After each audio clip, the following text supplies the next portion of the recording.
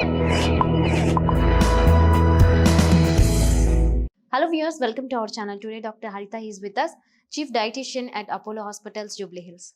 Hello doctor. Hello. Okay. Doctor, why is brown rice is better than white rice, particularly diabetic patients? So basically the first difference between white rice and brown rice is white rice is completely polished and brown rice is unpolished. So it not only has higher amount of fiber, it will also have the wheat germ intact, and wheat germ is a powerhouse of nutrients, especially the B vitamins. So when we are looking for water soluble or the B complex vitamins like thiamine, riboflavin, niacin, all these are present in the wheat germ. So any grain, when it is unpolished, it will have higher content of B complex vitamins. And why are they important? Because they help us digest that wheat that we are eating, or help us assimilate the energy that we are getting from the wheat that we eat or the rice that we eat. And therefore unpolished rice or brown rice is good, and it makes you, not only that, it makes you eat lesser quantity. When you see, if you and I experiment with it also, white rice we will eat more quantity, so we will get more carbohydrates.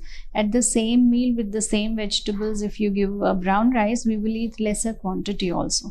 So you will eat lesser quantity, so lesser carbs. At the same time, you get an additional benefit of getting fiber and all the B complex nutrients that are required to assimilate these carbohydrates in our meal. Doctor, is honey good for diabetic patients? Yeah, I think this is a very common myth which is there, that if I can't consume sugar, I consume jaggery or consume honey. But ideally, even honey has a form of sugar which is fructose. And if you look at the end product as calories, it provides the same amount of calories. So you cannot replace 100% of your sugar needs with your honey needs just because of thinking that honey is good for diabetes. Doctor, can you explain how diabetes can be prevented? So you're basically asking how can we prevent diabetes. So yes, that is the most relevant thing to understand, because today with the genetic makeup that we have and the lifestyle that we have, all of us are very sedentary, and this kind of a lifestyle where we are not doing activity, eating the wrong food, not sleeping at the right time, and not sleeping enough in the first place, all of us are contributing to the non-communicable disorders, of which diabetes is at the topmost. So even before we get diabetes, we should definitely try and avoid it, prevent it as much as possible, especially if we have a family history of it. That means a parent has it, grandparent has it, aunt has it, uncle has it.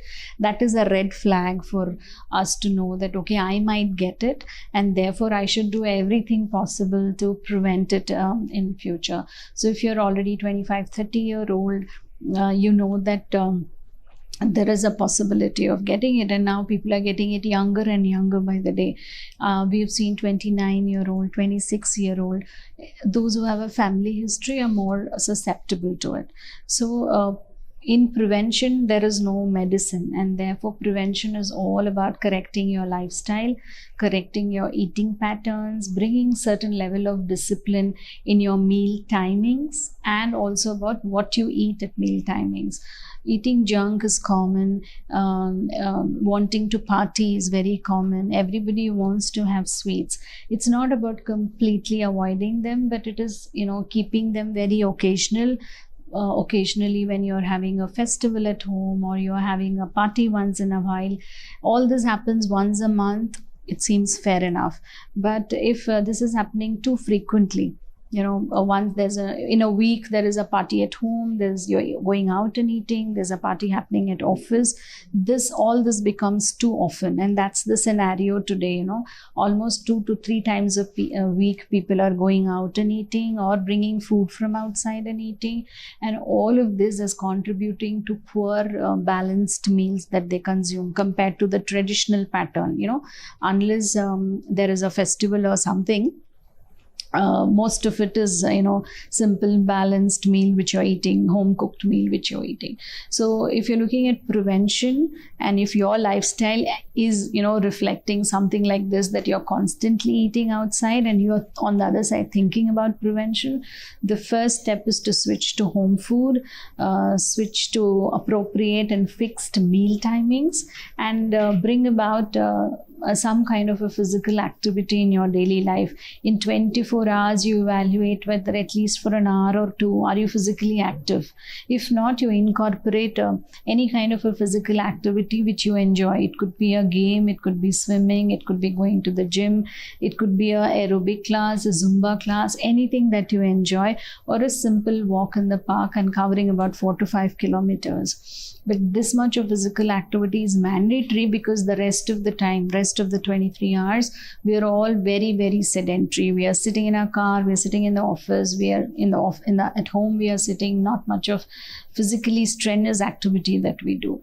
And the last but not the least is sleep hours. If you're able to sleep at least 7 to 8 hours a day and give your body that rest, it is not going into that kind of a stressful situation which would precipitate conditions which I have a family history of. So I'm genetically prone to it. If I add sleeplessness, if I add poor lifestyle, if I add sedentary lifestyle, if I add poor eating habits, it precipitates at a very young age, and this is a well-known fact. And therefore we can use lifestyle as a pill, as a medicine, as a corrective measure, and as a preventive measure to prevent all these non-communicable disorders.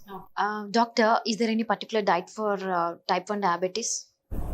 Yeah, so type 1 diabetes is very different from type 2 diabetes.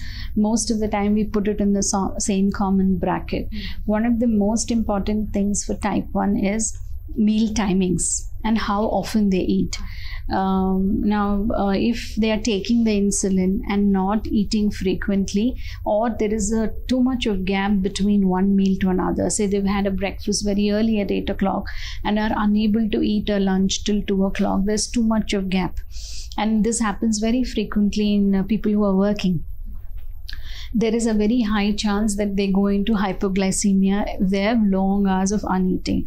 Or, if they've had their lunch at 1 o'clock, 2 o'clock, and they're having their dinner at 10, and they've not had anything in between, very commonly we see that people have hypoglycemic events at 4 or 5 in the evening.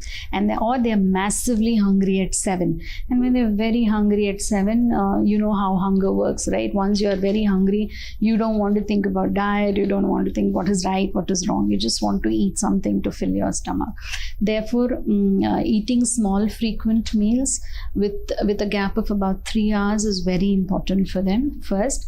Second thing which is very important for them is the carbohydrate content at each meal, because X amount of insulin is required for X amount of carbohydrates to be used by the body. Otherwise it will go a waste, or it will become an excess. And therefore they should have a fair idea about what is the carbohydrate content of all the different foods, and how much they are consuming for breakfast, how much they are consuming for lunch, how much they are consuming for dinner, vis-a-vis the insulin that they are taking, and whether that's sufficient to utilize and assimilate that kind of carbohydrates. So this is more calculative. They have to be specific. They have to know what are the kind of foods which are rich in carbohydrates, which are low in carbohydrates, and include that in the meal, and have a fair idea what is the total quantity of or grams of carbohydrate that they are consuming per day. Doctor, what should be the diet for a patient with type 2 diabetes? So, as we were discussing the various aspects of type 2, essentially the principle that we follow is you need to make sure that you're not taking too much of simple carbs. That is the first rule. So, simple carbs, where do you get? If you're eating your sweets, if you're eating your sugar in your tea, coffee or milk, if you're taking soft drinks, if you're taking fruit juices, if you're eating ice creams, all these are rich sources of simple sugars, which immediately increases the blood sugar value. So what happens is you eat this, you see your blood sugars jumping up to 200, 300, etc. At the same time, you need carbohydrates for various activity, to walk around, to do your daily activity. You need some carbs. All that you should get from complex carbs. So complex carbohydrates you get when you're eating your grains, you're eating your whole wheat, you're eating your fruit, you're eating your vegetables. All this gives you the whole complex carbs, and therefore that needs to be part of your meal rather than depending on simple sugars for your daily carbohydrate intake. Again, the principles remain the same, that you need to eat more frequently so that you're not massively hungry at the next meal. This is very common in all of us, also especially those who are working. You will eat your lunch at 1, and by 7:30 you're so hungry that you will eat anything that comes your way. You are not thinking whether that is good carb, bad carb, simple. You're ready to eat. And therefore small frequent meals, even if the in-between snack is just a fruit, a buttermilk, a handful of nuts, some corn or sprouts that you would carry, all this is fine. It quells the hunger, allows you to wait for a specific dinner time, and then you can plan your meal and eat your meal at a particular time. Okay, thank you so much, ma'am. Thanks for the information.